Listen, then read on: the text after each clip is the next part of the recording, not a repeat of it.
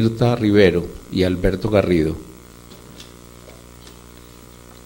fracasa, el después presidente Chávez hace una declaración histórica llena de contenido publicitario genial y dice: por ahora.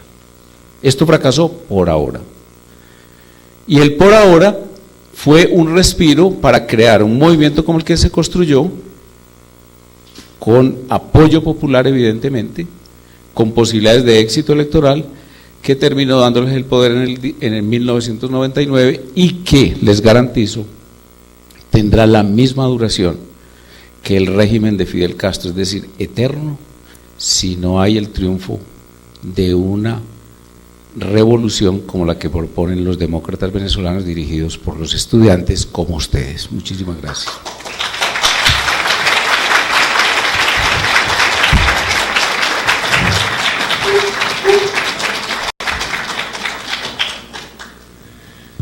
Bueno, mientras llega el candidato López, que nos avisó que está en proceso de llegar, yo tengo aquí una serie de preguntas que están dirigidas exclusivamente al candidato Gaviria, entonces podemos aprovechar el tiempo para dirigírselas. Hay una, pues muy a propósito además de lo que usted acaba de mencionar, que dice lo siguiente: aparte de una retórica guerrerista, nacionalista y antiizquierdista, junto con una visión caudillista del poder, el Centro Democrático no parece ofrecer… ¿Es una pregunta o una afirmación? Es una pregunta, yo reproduzco lo que está en el texto. El Centro Democrático no parece ofrecer realmente nada que lo diferencie sustancialmente de otros partidos o del actual gobierno. No puede decirse, en vista de esto, que la oposición del Centro Democrático al proceso de paz del gobierno Santos no es un intento desesperado por salvar el uribismo de la debacle política, pues no es mucho más lo que puede ofrecer aparte la promesa de mano dura contra la guerrilla.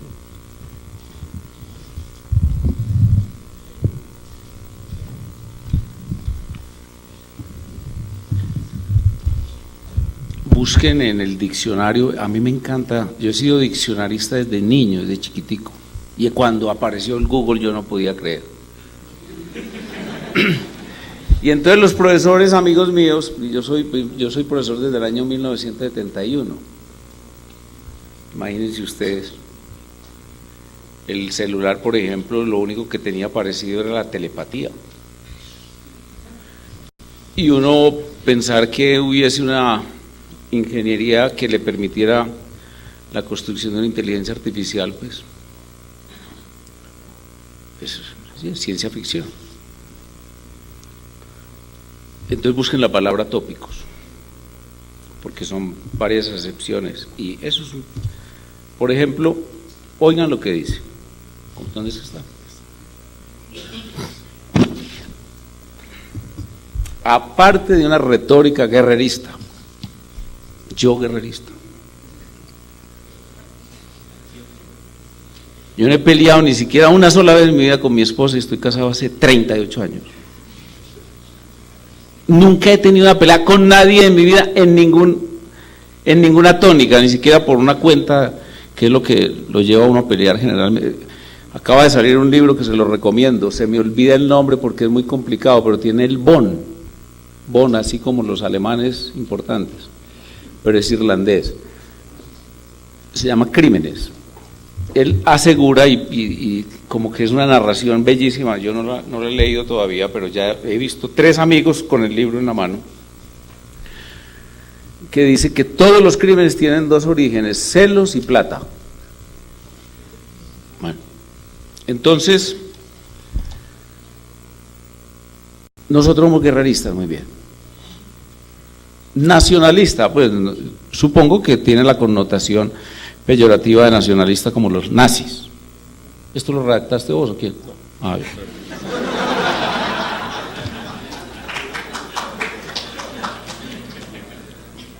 Los nazis, tal vez la forma de acción y de pensamiento que más odio. Les recomiendo muchísimo, porque yo sé que la mejor manera de estudiar historia y ciencia política es leyendo novela histórica, se los garantizo. Y El invierno del mundo trae episodios sobre el comportamiento de los nazis y de los estalinistas que son francamente insólitos, pero que además tienen esta particularidad: Yo me puse juiciosamente leyendo la novela, que tiene 900 y pico de páginas, pero como me fracturé la pierna, pues aproveché para desatrasarme en todo eso. Y trae episodios de los nazis que yo no los tenía referenciados. Por ejemplo, ellos reinventaron la guillotina. Estamos hablando en el siglo XX, poco antes de la fundación de las FARC. 5 años antes de la fundación de las FARC.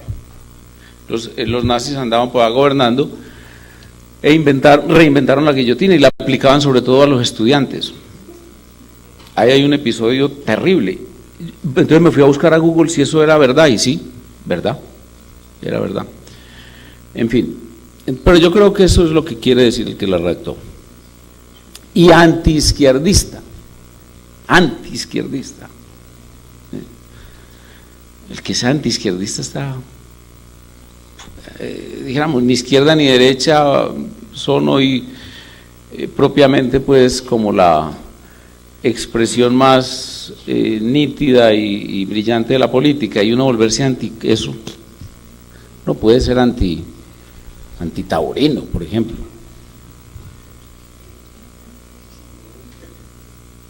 Junto con una visión caudillista del poder, visión caudillista. Entonces, lo que pasa es que nosotros tenemos un caudillo que se llama Álvaro Uribe Vélez, nosotros, ¿cierto? El doctor Alexander López tiene un caudillo que se llama Clara López, y entonces se mantienen todos envidiosos con nosotros, pues, claro.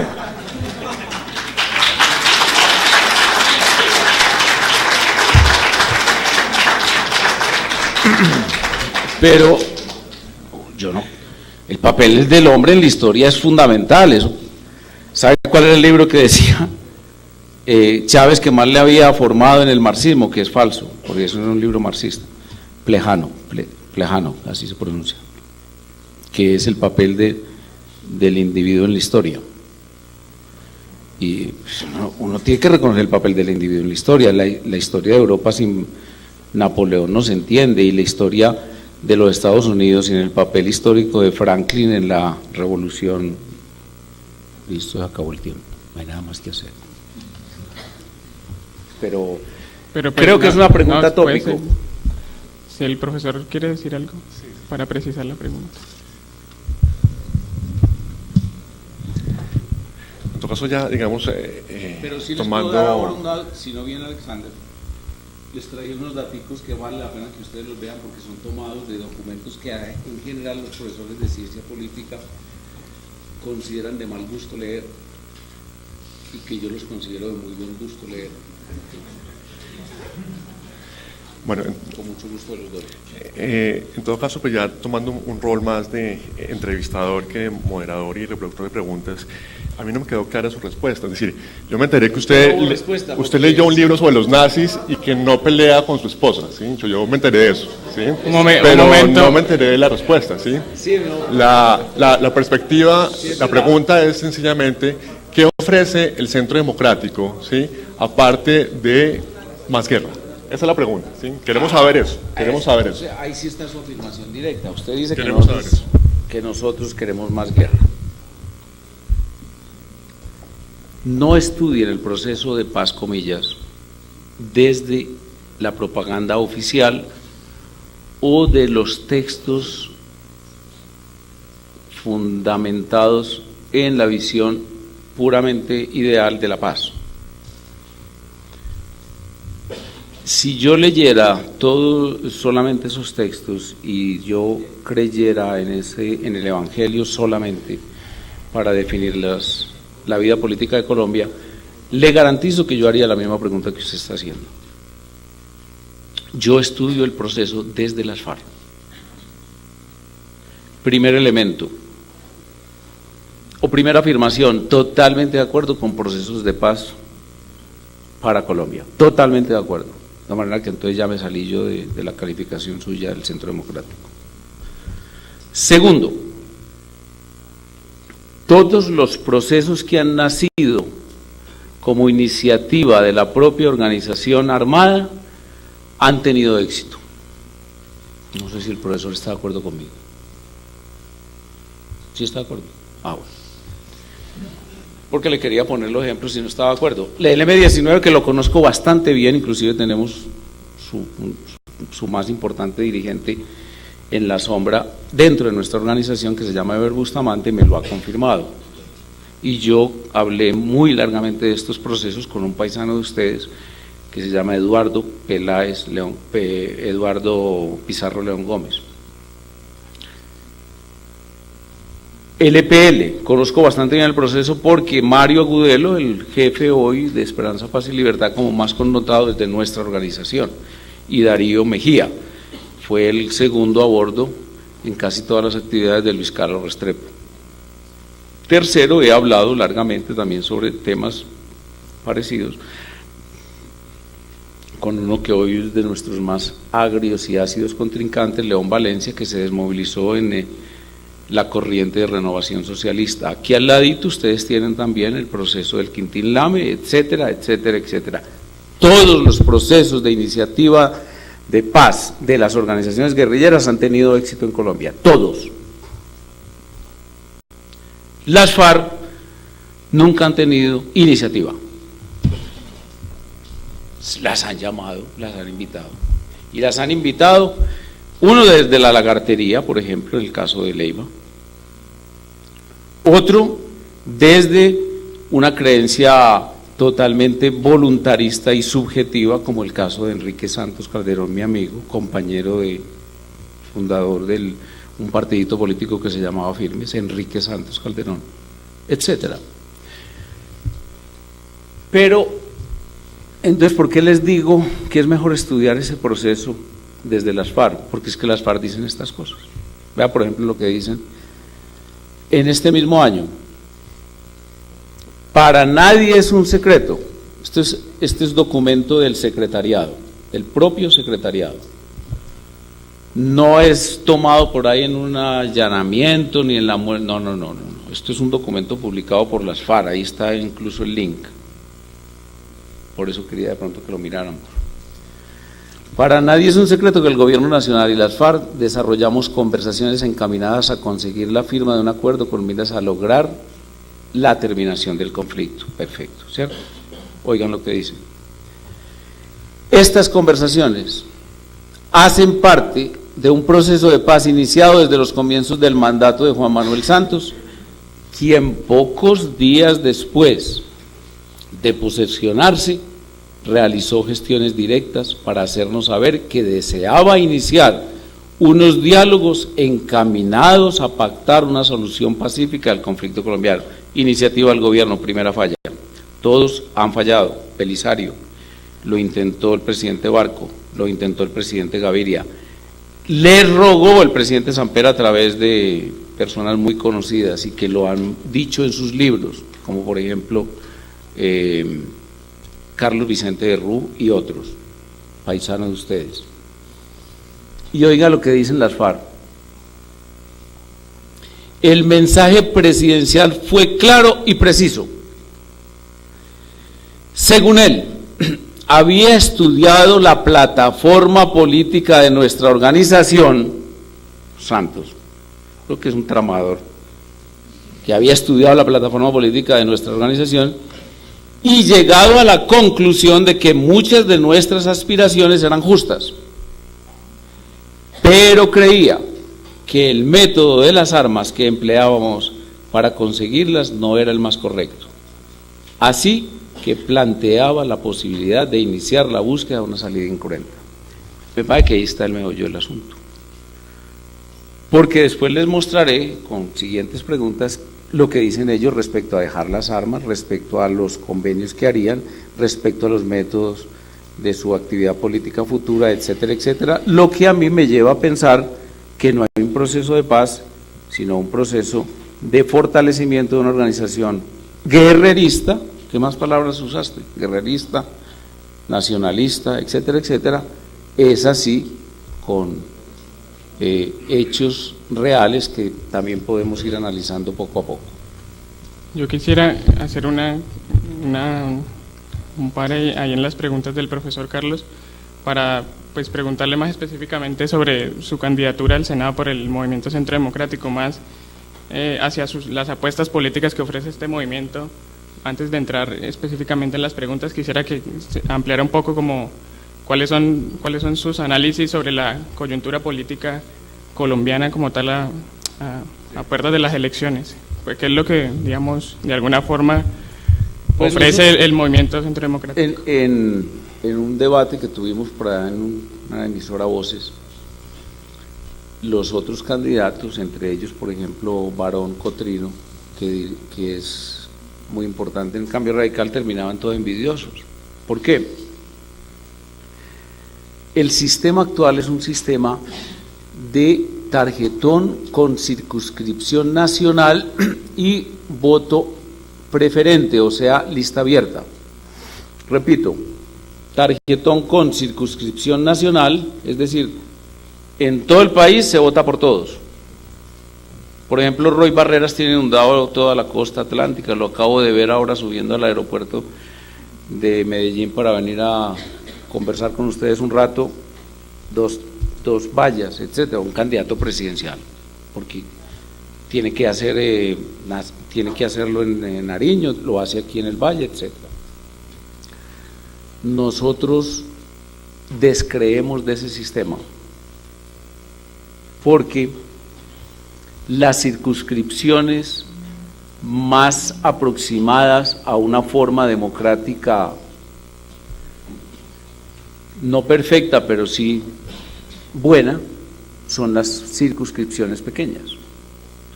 En los Estados Unidos ustedes me dirán, no, porque en Estados Unidos hay una circunscripción para Senado de los estados, pero lo que pasa es que el sistema norteamericano nació de una ficción, y es que las 13 colonias eran 13 estados, por eso se llaman Estados Unidos, y esos 13 estados mandaban cada uno un embajador a una reunión de viejos, de la Senectud, del Senado, y por lo tanto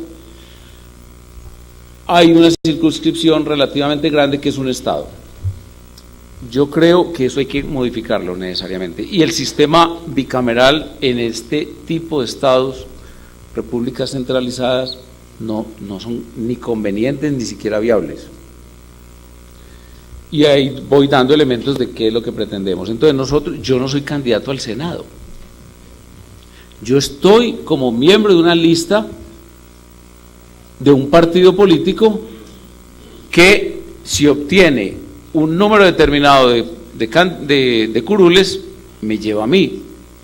Pero nadie va a ver por ahí una foto, José Obdulio Gaviria vote por él, o que yo tengo una plataforma, una lista de mercado, que yo voy a cambiar la salud, o que inclusive hay uno por allá en Antioquia que se llama Luis Fernando Duque Ramírez, que dice que educación superior gratuita, un senador, eso tiene sentido. Y entonces hacen una exposición programática que es realmente un recetario medio absurdo y según de acuerdo como a las circunstancias para el gusto del elector. Nosotros lo que tenemos es, primer propósito que va incorporado en el deseo de tener un gran éxito, es crear un partido político a futuro, un partido político histórico, un partido político que trascienda. Segundo, nosotros dejamos dentro de nuestra plataforma inconclusas muchísimas tareas que consideramos todavía están vigentes para el país. Pongo por caso el frustrado referendo del año 2003, el sistema centralista y la recentralización que Santos le ha incorporado a la formación del Estado, genera todas las condiciones para la explosión de la corrupción electoral que hoy estamos presenciando. El tema de la seguridad supone, primero, la concepción, en el tema de seguridad respecto a Colombia, pues específicamente, de lo que vive Colombia, si es una guerra civil o conflicto interno armado, si es una amenaza terrorista, cuáles son los tratamientos. Ustedes dirán, ¿y eso qué diferencia hay que sea una declaración de guerra civil o conflicto interno armado? Declaración de guerra civil o conflicto interno armado, que en estos textos que yo he venido recogiendo de las FARC es principio fundamental. ¿Por qué? Porque eso por ejemplo, genera comportamientos del Consejo de Estado como el establecer que no se debe construir cuarteles de policía en los municipios, dentro de los cascos urbanos.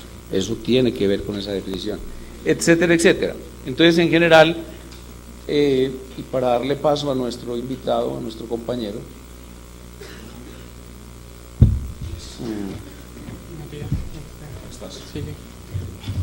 senador, ¿qué ha habido? ¿Cómo le va? Entonces, no son candidaturas individuales, sino formación de partido y puesta en marcha de la plataforma a través de iniciativa legislativa y control silencio, político. por favor. Gracias. Muchas gracias por las palabras. Gracias, bienvenido al senador López. Lo recibo con una pregunta para los dos.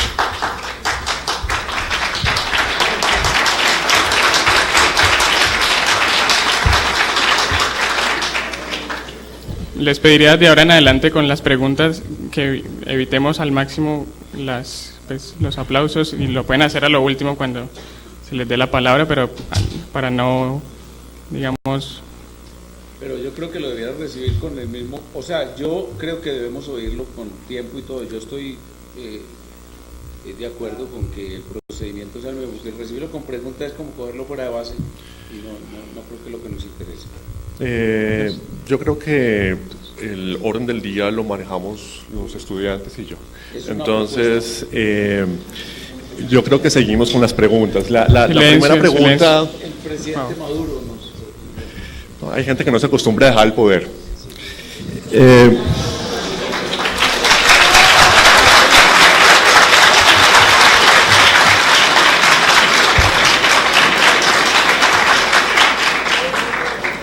La pregunta es la siguiente. Silencio, por favor. Gracias. El modelo de desarrollo planteado por Uribe y Santos no parece ser realmente disímil. Como se vio en las marchas campesinas del año pasado, son muchos los sectores que se han visto perjudicados por él.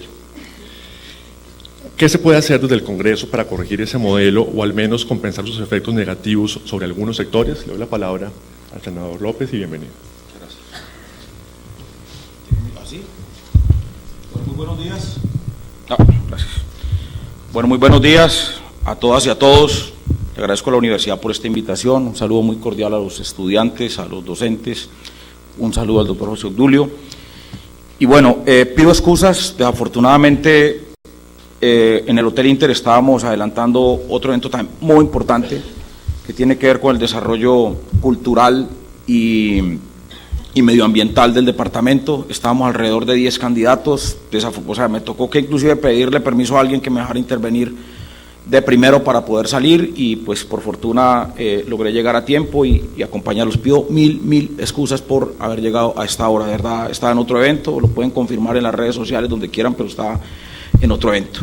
Bueno, yo pienso que en primer lugar, yo soy Alexander López, soy senador del Polo Democrático Alternativo, aspiro nuevamente a llegar al Senado. La pregunta quiero referirla de la siguiente manera. Yo pienso que el país en estos 100 años de vida, entre comillas, democrática, lo ha manejado muy mal. La tragedia, es más, la forma como han gobernado el país ha generado todo el escenario de violencia, de terror y de barbarie que hoy hay. Los mismos que generaron la guerra y la violencia en el país, hoy quieren plantearnos un escenario de paz.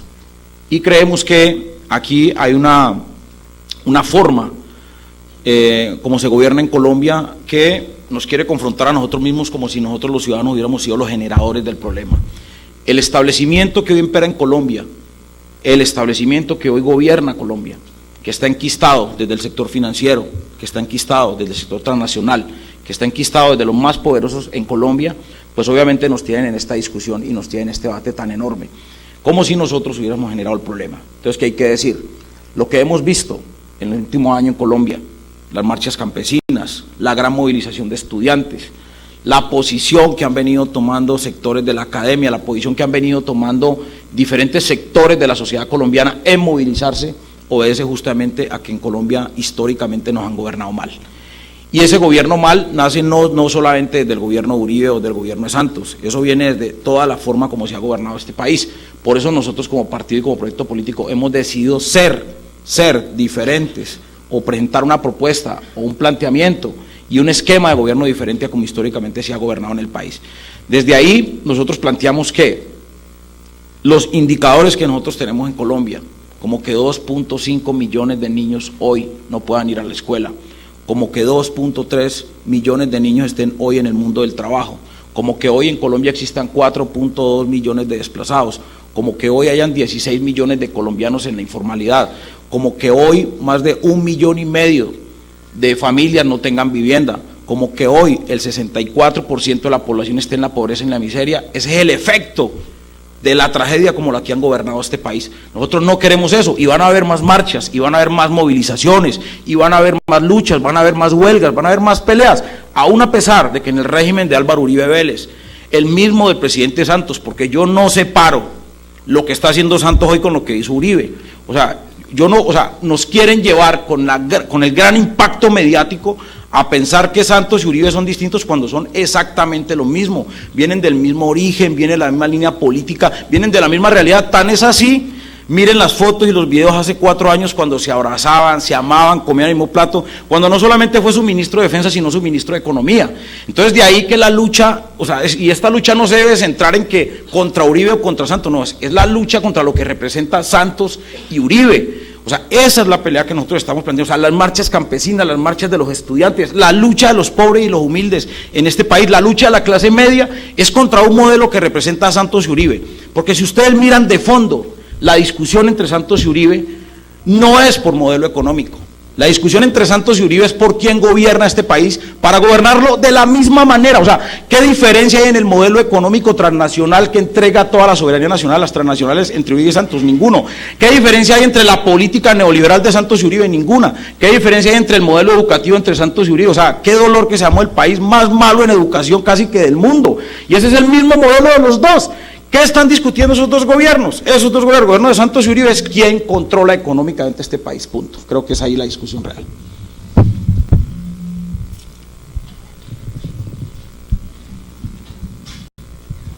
La misma.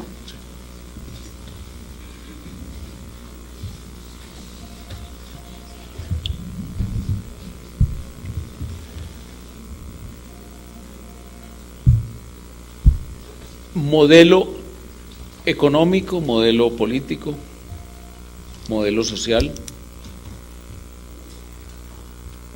perfectible, evidentemente, lleno de dificultades y daños, fisuras, generadoras de pobreza, etcétera, etcétera. No hay mucha opción y un menú muy amplio de soluciones. En América Latina tenemos 2 bloques claramente delimitados. En la reunión del Pacífico que se hizo en el Caribe, el discurso principal del presidente Piñera era un modelo con iniciativa privada de libertades y con eficiencia versus un modelo estatizador con intervencionismo hasta en la compra de pañales y de papel higiénico y con resultados que están a la vista. El modelo socialismo siglo XXI. Y nosotros, como corriente política, pretendemos que ese modelo de libertades, de iniciativa privada, de confianza inversionista, de construcción de riqueza con participación de todos los sectores, es decir, sin exclusión de nadie, tenga vigencia. Y en la práctica se convierte en hechos concretos. Por ejemplo, la inversión en la altillanura colombiana está puesta en entredicho por partidos como el Polo Democrático. Y obviamente tendrán argumentación, digamos, específica específica sobre casos como el que protagonizó uno de los embajadores